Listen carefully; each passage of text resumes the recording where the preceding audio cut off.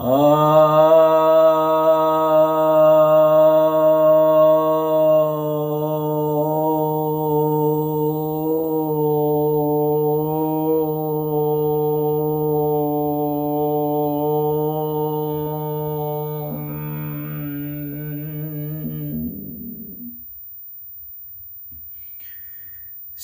भक्तजनों को सप्रेम नमन। भक्तों, आपकी जिज्ञासा का समाधान लेकर आया हूँ। एक जिज्ञासा आई है कि बुद्ध ने कहा कि आत्मा को बहुत खोजा नहीं पाया, जबकि अन्य ऋषियों ने कहा कि उन्होंने खोजा और आत्मा को पाया। किसकी बात सत्य माने? महावीर ने भी आत्मा को स्वीकारा। क्या बुद्ध के तप में कमी थी कि आत्मा को खोज ही नहीं पाए, या अन्य ऋषियों ने जिन्होंने खोजा उनको भ्रम था? ये काफी अच्छा प्रश्न है, जटिल प्रश्न है, और प्रश्नकर्ता को मैं धन्यवाद देता हूं। यह सत्य है कि बहुत सारे ऋषियों ने तपस्या की और कहा कि आत्मा है, और उन्होंने बताया कि आत्मा का स्वरूप क्या है। वैदिक साहित्य जो है, वैदिक परंपरा जो है, वो आत्मा को मानता आया है, और उसमें जितने भी ऋषि हुए हैं वो सभी माने हैं, स्वीकार किए। और जैन परंपरा में भी आत्मा को माना गया है, वे भी आत्मा के अस्तित्व को स्वीकार किया। अब बुद्ध के विषय में कुछ विवाद जरूर है कि बुद्ध आत्मा को नहीं मानते थे। एक पक्ष यह है कि वे आत्मा को मानते थे, परंतु उनके बताने का तरीका भिन्न था। और एक पक्ष यह है कि वे उस विषय पर मौन रहे। बुद्ध एक बहुत बड़े आध्यात्मिक व्यक्ति रहे हैं, जिनको कि कुछ लोग नास्तिक बताने पर तुले हुए हैं। लेकिन अगर हम एक पक्ष को देखें जो यह कह रहा है कि बुद्ध आत्मा को मानते थे, क्योंकि इसके भी प्रमाण मिलते हैं, ऐसी बात नहीं है कि नहीं मिलते हैं, उनके बौद्ध ग्रंथों से ही मिलते हैं। तो कहीं कहीं पर तो ऐसा संकेत मिलता है जैसे लगता है बुद्ध आत्मा को मानते थे, क्योंकि वे पुनर्जन्म की भी बात करते हैं। तो पुनर्जन्म की बात करते हैं तो वहाँ पर आत्मा का अस्तित्व अपने आप ही सामने आ जाता है। एक पक्ष वह है जो कहता है कि वह उस विषय पर मौन थे। यह पक्ष भी अपनी जगह पर सही है एक अर्थ में, क्योंकि बुद्ध ने इस विषय पर बहुत खुल करके वो बात नहीं की, क्योंकि वे दार्शनिक गवेषणाओं में, विवेचनाओं में उलझना नहीं चाहते थे। वो तो सिर्फ साधना पद्धति में विश्वास करते थे, और उसको खुद ही सबको लगाते थे कि उसमें लगो, खुद ही जानो कि क्या है क्या नहीं। तो यह एक विषय था। और तीसरा जो विषय है कि जो आत्मा को नहीं मानते थे, उसकी बात है। अब यहाँ पर हम बुद्ध को समझने की कोशिश करें तो देखिए, बुद्ध की साधना में जो लोग कह रहे हैं कि क्या बुद्ध की साधना में कुछ कमी थी कि वो जो है वो आत्मा खोज ही नहीं पाए, तो मैं नहीं समझता कि उनकी साधना में कोई कमी थी कि वे खोज नहीं पाए।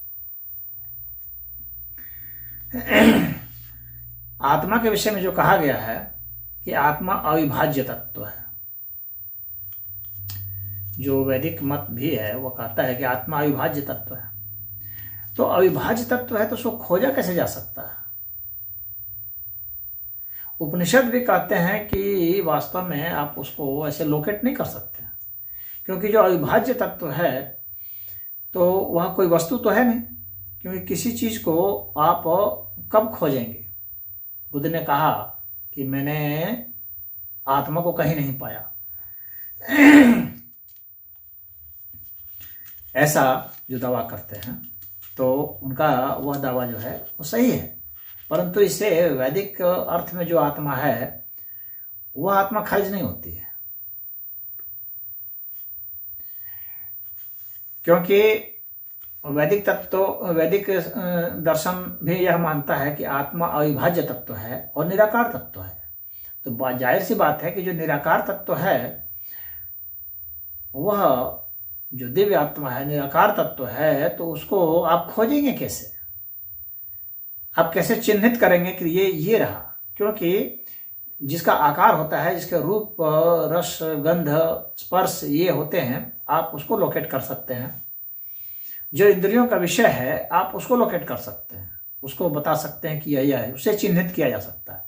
लेकिन जो इंद्रियों का विषय नहीं है, जो इतना अति सूक्ष्म है, जो अविभाज्य तत्व है, जो निराकार तत्व है, उसे आप नहीं खो सकते। तो बुद्ध भी तो यही कह रहे थे, वे कोई अलग तो कह नहीं रहे थे। उन्होंने उसका नाम नहीं दिया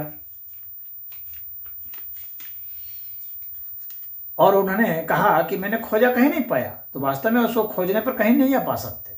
यह बात सच है, बुद्ध की बात यहाँ सच है कि आप आत्मा को खोजने जाएंगे तो कहीं नहीं पाएंगे, क्योंकि निराकार तत्व है ना।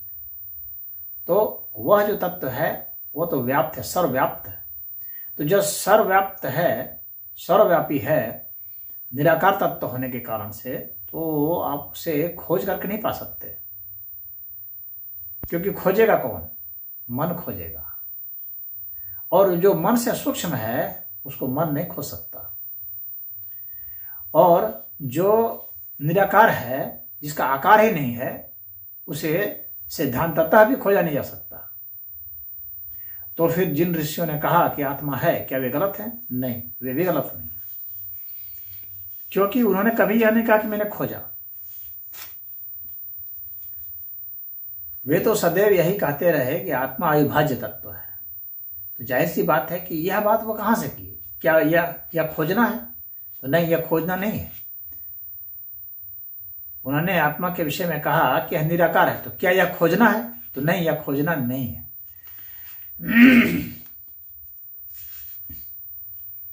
यह अनुभवन है। जब आप उसके साथ, जब आप भी आपकी चेतन सत्ता इतनी सूक्ष्म हो जाए कि वह निराकार स्थिति में हो जाए, तो जो निराकार तत्व है उसके साथ आपके संबंध हो गए, आप भी निराकारमय हो गए और निराकार आत्म तत्व है। उस निराकार स्थिति को ही आत्मा कहा है। तो निराकार स्थिति वो खोजी नहीं गई, क्योंकि वो उसको मन नहीं खोज पाया। तो आत्मा को कौन खोजता है? आत्मा ही। आत्मा को कौन महसूस करता है? आत्मा ही।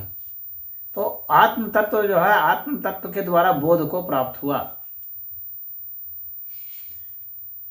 इस अर्थ में आप कह सकते हैं कि निर्वाण अवस्था, यानी जहां वाणी नहीं है, तो निर्वाण अवस्था की बात बुद्ध ने भी की। तो निर्वाण अवस्था में कोई इस तरह का भौतिक तत्व नहीं है ना। तो बुद्ध ने तो यह नहीं कहा कि निर्वाण में कोई भौतिक तत्व मुझे मिल गया। निर्वाण की बात तो बुद्ध ने भी की। तो कोई भौतिक तत्व मिल गया ऐसा बुद्ध ने कभी दावा नहीं किया, ना ऐसा कभी ऋषियों ने दावा किया, वैदिक ऋषियों ने भी ऐसा कहीं दावा नहीं किया। तो ऐसा दावा कभी नहीं किया, जैनियों ने भी कभी नहीं किया।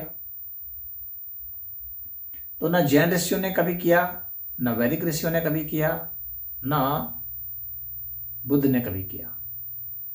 ऐसा दावा नहीं किया, किसी ने भी नहीं किया। तो यह जो निराकार है वह अनुभवन का विषय है, वो परम बोध का विषय है, और वह इंद्रियों के द्वारा नहीं, मन के द्वारा नहीं। वो मन की अति सूक्ष्म अवस्था है जिसको मन हम लोग नहीं कह रहे हैं। वो इतनी सूक्ष्म है कि वो निराकार स्थिति में प्राप्त हो। तो निराकार स्थिति में जब वो हो गया, तो अब जो है फिर वहां से जब उसका अनुभवन हो गया, उसके बाद उसको जब व्यक्त करना हुआ, तो कोई उसे क्या व्यक्त करे? कोई चुप रह गया, और किसी ने उसका नामकरण कर दिया, किसी ने कह दिया कि वह निराकार है।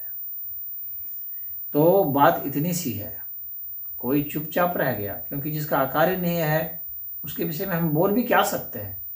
जिसका रूप नहीं है, रस नहीं है, गंध नहीं है, स्पर्श नहीं है, स्वाद नहीं है, उसके विषय में हम बोल भी क्या सकते हैं। अनिर्वचनीय हो गया, निर्वाण हो गया। और किसी ने उसके लिए एक शब्द गढ़ दिया, एक अवस्था उसको दे दी, ताकि आपको कुछ भिन्नता महसूस हो जाए। तो वैदिक ऋषियों ने उसका उस अर्थ में क्या, हालांकि वैदिक ऋषियों ने भी कहा है कि वह अनिर्वचनीय, बोला ही नहीं जा सकता, इस बात को कहा है। तो इस अर्थ में जहाँ पर वैदिक ऋषि थे वहीं पर बुद्ध भी थे, और वहीं पर जैन ऋषि भी थे, तो वही महावीर भी थे। तो यह ऐसा नहीं कहा जाएगा कि इनके साधना या तप में कोई कमी थी। हाँ, इनके वो जो कहने का जो विषय है या नहीं कहने का जो विषय है, उसके कारण जो है आप जो भी अर्थ उसका लगा सकते हैं। मुझे उम्मीद है आप समझ गए होंगे। हरि ओम।